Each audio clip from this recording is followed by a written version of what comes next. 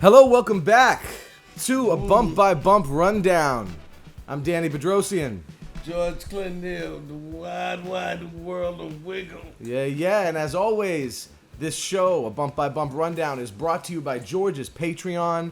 You can go to it at patreon.com/GeorgeClintonPFunk, and on there is an amazing current activity going on right now with our patrons, where George is giving away one free song from the unreleased 1999 Funkadelic album, The Last Time Zone, each and every month. The one they got this month was that it was one of the Jamal ones. You know that one? Yeah. Yeah. That was the one this month. Jamal. Yeah, y'all got the Molly. That's a bad dude. One of the unsung heroes out of Atlanta. One of the members of Illegal. Okay. Him and Malik. Nice. Jamal and Malik. They two gangster young boys. And still around too. Nice. And as many of you know, I wrote this book, The Authorized P-Funk Song Reference. So we'll be going through a little bit. We're doing something a little different this month in that we had two songs that we rolled with the dice that ended up being, I don't want to say obscure, but a little bit lesser known. And so we thought we'd do two songs in one episode to make up for the time. So what's this going to be? So what it's going to be is, the first one is from Shake the Gate, a song by one of George's grandchildren, Trafael Lewis, also known as God's Weapon. And the song is called Dirty Queen. Dirty Queen, yeah, right.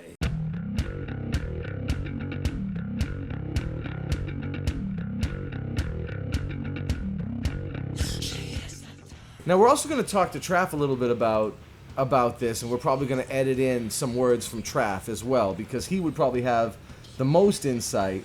Yeah, but give us a little background on I just remember Traf. him getting out of college, getting ready to go make his debut in Hollywood, and I went to his graduation, after graduation, and he played me some stuff, and his band members in Michigan State. Oh, nice. University of Michigan. Okay. And he played me some of that. He played me some of that stuff, and it was like, damn, this is heavy metal on me. Okay. Right. Okay. So we went out to L.A. and we went to the Whiskey Go-Go and had this debut and worked on it. And I thought he needed to be in the group to develop this concept. Right. Because this was a serious thing. And we decided to put Dirty Queen on that album. That's his debut. Goes well with a Funkadelic. Oh, it's straight Funkadelic You know, now. because it's metal, and Funkadelic was informing metal before it existed. Yeah, right. So now it's come full circle, much like with the hip-hop stuff. Yeah. You know, where we sample ourselves, you know, that kind of concept. Now with the metal thing, now the band is playing metal, which basically influenced, P-Funkadelic influenced. Some metal stuff. Yeah. Oh, yeah, good. Because I'm trying to get him hooked up with some of my friends in that side of town. Right, and that rock, with the hard rock and metal world. You know, I know him and Flea going to be doing some stuff because we're working together. Nice. And a couple other fellas. Nice. Yeah, go ahead. On this song, vocals, Trafael Lewis, also Adam Maloney and Ali Schlick. On drums, I believe Trafael Lewis and Rudge Ravenwood. A lot of these metal songs, you got like multiple drummers, and they were actually programming before the rappers were. Yeah, because some of those drum patterns, if you listen to some of that like black metal and some of that stuff is impossible to play. They got to program that stuff or use more than one drummer. Traff is good at it. He is good at it on drums. He can actually lead the band playing drums on that song, and he do a real good job playing bass. Yeah. On that song. Yep. I watched him do it at the houses he was growing up. Right. Like, damn, you gonna play all of this shit. Right. And like Trafael Lewis and Bora Karaka on bass, Trafael Lewis and Cliff Miles on guitar, and Jay Golden on violin. I think it's electric violin. Yeah, electric violin. Yeah, they were wild. They opened for us one time. Yeah. In Sacramento, I think it was. Yeah. At the House of Blues. Yeah, and like I said, we went to the show at the Whiskey Go-Go when they first came out. Yeah. And we did some of the from Gangsters of Love. We did some of those songs at one of the boys' house Well, yeah, in because Hollywood. Traf Beverly Hills. and one of those guys helped with some of those final mixes, wasn't it? Or they were doing something. Were they doing mastering? What were they doing on? It was something with Gangsters of Love because I remember I had cut Stillness in Motion with you and Gary and Chavo and Kendra. You remember that? Right. In Hollywood, right? Yeah, and I think I let the kid there actually mix it. I think he mixed it. He's one of Yeah. Trap's people. Yeah. Right? Am I right? Yeah, Is you're that- right. You sure was right about that. Because that was the first time I had heard about Traf doing something in the organization, as opposed to, his own band, Yeah. his own thing. But since then, I mean, when he came in 2015, I think it was, around the Shake the Gate time.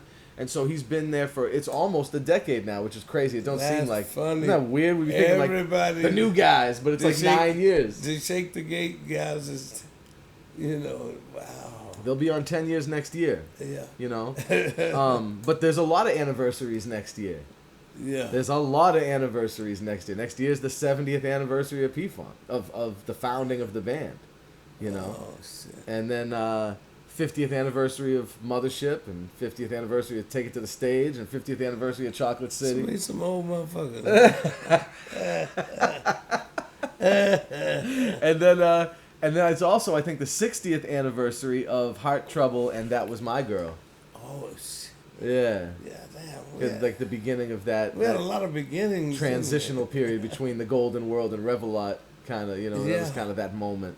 But yeah, Dirty Queen, for those who are not acquainted with the Shake the Gate album or even with Trafael's music per se, when they hear it, they're sometimes surprised. Yeah. Generationally, old folks and young folks. And I think the reason is those people obviously never heard Funkadelic in the 90s, though. Because Funkadelic was doing a lot of what they were calling ghetto metal. Yeah. That was like a thing in the 90s, because Yeah. you had groups like Korn and Limp Bizkit, and then you had the hard rock groups Anthrax. and Public Enemy Yeah. together, and Run DMC and Aerosmith together. So Yeah. you guys were doing your own rock rap. We actually, Rage Against the Machine, we did stuff with them over in Paris. Yeah. And I've talked about this before at I colleges know. and stuff. Super stupid. Alice in My Fantasies. Alice in My Fantasies. Yeah, Alice in My Fantasies is the framework. It's the formula for the entire catalog of Rage Against the Machine. Yeah. And in the same way that More Bounce to the Ounce is the formula for all of Zapp's catalog, or The Name is Bootsy and I'd Rather Be With You are the two formulas for Bootsy's up-tempo songs and ballads, right? Don't you think? It's like that. There's a real formula there. Yeah. But people wouldn't know once they hear it. Be My Beach could have been in that clip. Oh, I'm sorry. You know what? Before I'd Rather Be With You, Be My Beach for the Bootsy ballad, and maybe The Name, or Stretching Out for the up-tempos. Forgive me on those. I was wrong about those first two.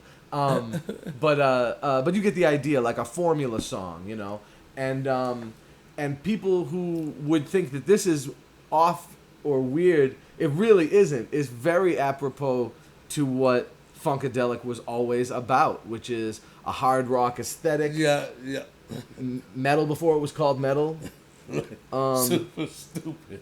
Super Stupid. All you need to do is listen to Super Stupid, Yeah. and you'll hear it. But anything else? We call it a polyfunkadelic mint thing. That was that rock and roll of Led Zeppelin, Jimi Hendrix coming into being, leaving out of Motown. So the immersion of those two, we tried to go as far crazy as we could with Free Your Mind, Your Ass Will Follow. Right. That was our intro into that framework of loud guitars. And Alice in My Fantasies, like you say, was one of the peaks of that we felt super stupid. We really felt good about that. Yeah. That whole album. I guess, that was the one. The original Red Hot Mama from Osmium is also pretty metal. It's more metal than even the later one. Yeah, and the one that is famous. That's the version of that clav or the RMI. The RMI. That was a new sound. Yeah. Vernon could mimic anything even before synthesizers came into being. With that RMI, he could actually play what synthesizer were gonna play Right. in the years to come. Right. He was actually doing that on Loose Booty. Yeah. Oh my Joyful goodness. Process. Joyful Process. Yeah. You know. Yeah. He did some crazy stuff with the RMI before the clavinet even came out. Yeah. But yeah. So we're gonna. That's most of what we can say about Dirty Queen. But we're gonna pass the mic to Trafael Lewis, who's also guitar player in the Parliament Funkadelic. A little bit about his process on the making of Dirty Queen. Check it out. Dirty Queen. All right. So, oh gosh, Dirty Queen goes back so far. Actually, goes back to the college days. Honestly, the main riff, bum bum bum bum bum bum, but it was honestly just something I did for like just tuning. Like I was, I'd be tuning, setting up the guitar, getting ready for practice, and then that would be like one of the first things I would play, and it eventually grew into something I wanted to just flesh out myself. And as it started taking form, what we used to do back then was anyone who had a riff or idea song, they develop as much as they could, as much as they were like ready to like show everyone else, and then everyone would sit around in the band and we would just like, okay, you got something, we sit back and we listen to it, or they talk through it. So it was really, I had to, write the song, the main riff, add some new riffs to it. It was just kind of like very organic, just, tune in, wasn't super intention. I didn't even know what the lyrics were necessarily going to be. Just started with the guitar riff. And then when I presented it, everyone in the band at that time knew it was something. And that, by the way, that's my, God's Weapon band that I had separate from P-Funk, before joining P-Funk. So it was kind of like I was, just, hey, I got this groove thing, what do you think? Okay, yeah, let's, cool, whatever. It wasn't a super huge reaction to it. Then I started writing, the lyrics, because like no one else had an idea for it. No one else was, because I don't think we had any other versions of it. There, we just kind of sat around and had our different ideas. That was one that was like really mine. No one else really jumped on it. So I wrote all the lyrics. And then I presented it to everyone. And that's when it started being very clear that folks in my band were not super excited about the groove, shaking the booty part of it. I think at that time we were just doing only drop C, heavy, dark. That was it. There were no other groove songs outside of that. We didn't have a lot of breakdowns. It wasn't particularly on purpose. It was just we had great singers at that time. So it was, and I was just the guitarist. I wasn't singing at all. And then as I presented it more, I could tell that no one else really wanted to sing it. So I was like, okay, well, this would be a song that I'll sing, And so if you ever see like any videos of it, there's maybe one like on YouTube, one or two, and we get to that part and we play the song, then I would take the mic. And the other guitarists would just do the riff, and then I would sing the song. And then as time went on, you go through a show and you'd realize that we were playing hard stuff, we're playing fast, we're playing some softer stuff, and then we get to Dirty Queen, and by the time that we would, we kind of tacked it on at the end, because there wasn't a lot of support and love for the song in my band. But by that time, also due to a mixture of we had gained the trust of the audience, and also people were a little bit drunker, and so we played this groove thing that they could like latch onto. They're like, oh yeah, oh that's a crazy song. So that song served well to set us apart from any other band. So we definitely knew that was a closer, and I'd come home. I'd say, hey, Granddad, I got this riff, and I played the riff, and then Granddad like, okay, that's nice, and I'll play it backwards. So that's the crazy part. And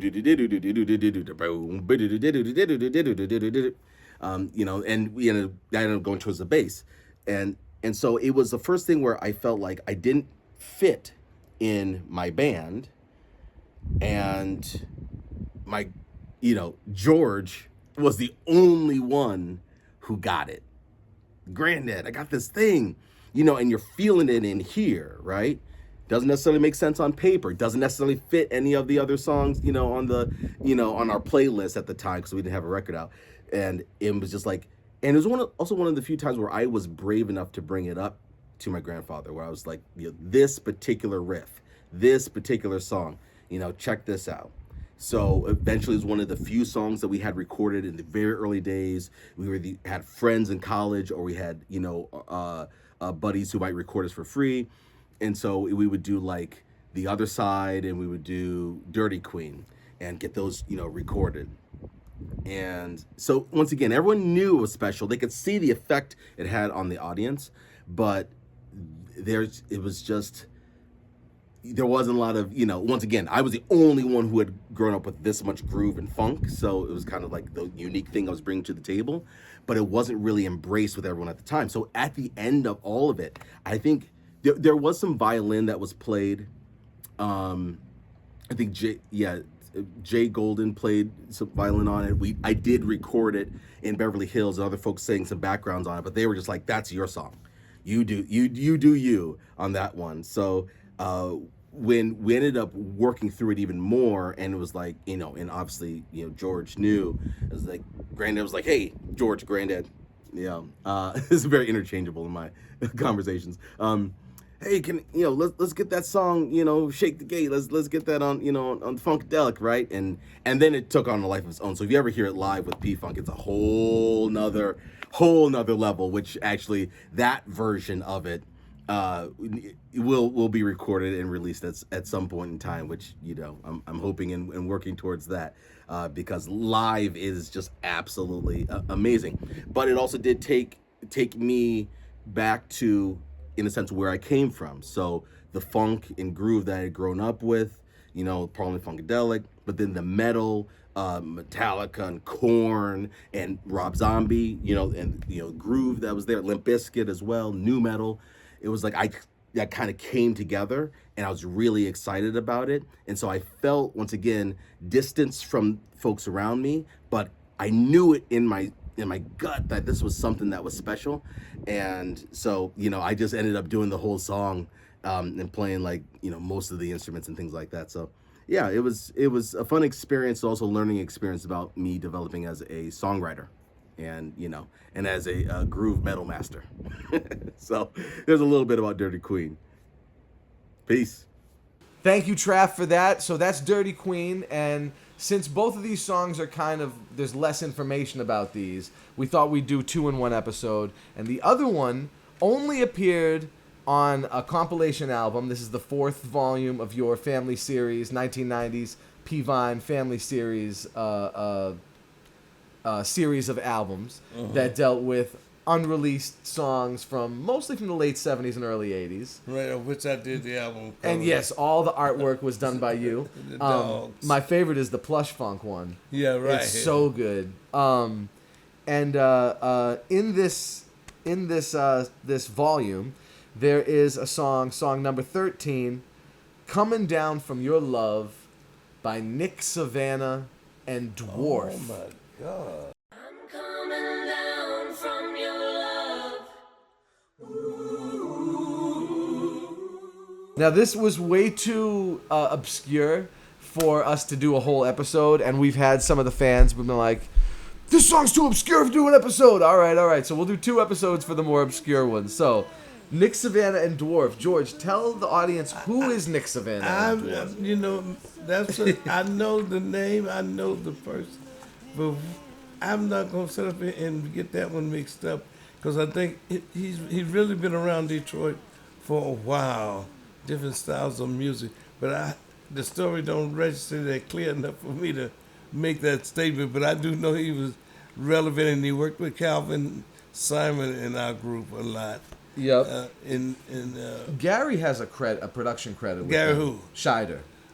Okay. But, But it's "Coming Down From Your Love."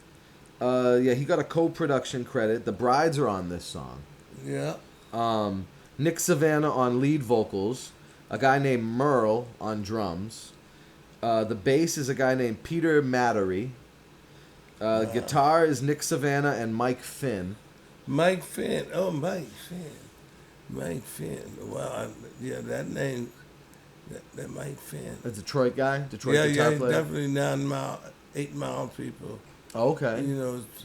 It's gonna be Super Disc, and those people. I think it was cut there, right? Yeah, I'm pretty sure it was cut there. And then Don Silva, Lynn Mabry, and Dwarf on backup vocals. Dwarf. That was the group that Calvin actually recorded, and I don't know enough detail. They had another name too, Okay. but they were a white group. Yes. And I do remember we was gonna put their record out, and everybody was producing their own artists. Artists, and yeah. So that was Calvin's version. Right. Dwarf. Oh shit. Yeah, Dwarf. It's not one that we know a ton about, but if you listen to the song, it kind of reminds me of the stuff you guys were doing on Ruth Copeland. It's kind of that same energy as the Ruth Copeland stuff. It's got acoustic guitar, Mike Finn. real psychedelic kind of vocals, like little hippie-ish type of vibe. And then really pretty backup vocals, real pretty harmonies. I can tell that Gary was involved some kind of way because it sounds like Gary's type of harmony. That would have been Gary Calvin. Yeah. And so that's sort of the vibe of it. It's there's not a lot of information about it. The only place you can really hear it is on this Testing Positive for the Funk, Volume 4 of the Family series. It's the only place that I know of. As far as I know, the album never came out. Now, if anybody out there in Which one's it? The album with the Nick Savannah and Dwarf album, I don't think we didn't never put that out. right. Nothing was ever released. I tell you, who else might have been part of that? Gary Fabulous. Oh yeah, Gary Fabulous. Yeah. Okay. I've seen him recently. Yeah, he came to a show recently. Yeah. Of Funkin' for My Mama's Rent. Yeah. He was that all that crew was. You know what else is funny? A lot of those kids are Insane Clown Posse. Yeah. A lot of them when they were young. Oh, okay. Mike. Forget Mike's last name. He was the producer of that. He was part of that whole crew. Okay. Nice. And matter of fact, he did Dope Dogs with me. Oh, Mike Clark. Mike Clark. Yeah. Right. Yes. Yeah. All of that. Damn. Well, they say if you was there, if you remember, you wasn't You there. weren't there, yeah. Yeah, Mike Clark, right. Yeah, so a lot of those people are related. Okay, that makes sense. Yeah. A lot of studio people. Yeah. Mark, Bass Brothers? Bass Brothers, yeah. Bass Brothers. Just prior to Eminem. Right, exactly. Yeah. So that's literally all the information we pretty much have on that song Coming Down From Your Love, Nick Savannah and Dwarf. Kind of an obscure one, but that's what the dice rolled, and I'm not going to be biased and not pick something because it's not the one that is as well known. We got a lot of songs to cover here. Okay, so we're going to take our time with it. Take our time. So, again, please like, follow, and subscribe to this video. Follow the channel. It helps us with the algorithm getting this stuff out to more people. Follow George's Patreon, patreon.com/GeorgeClintonPFunk, where you will get all kinds of great content, unreleased music, and more stuff. You also get these episodes a month before they air. Nobody else in the world is getting them, except for the patrons, a month ahead of everybody else. So, once again, this is a bump-by-bump rundown. I'm Danny Bedrosian. Dr. Funkenstein, George Clinton here, the wide world of wiggle. Some good weed, y'all. See you next time.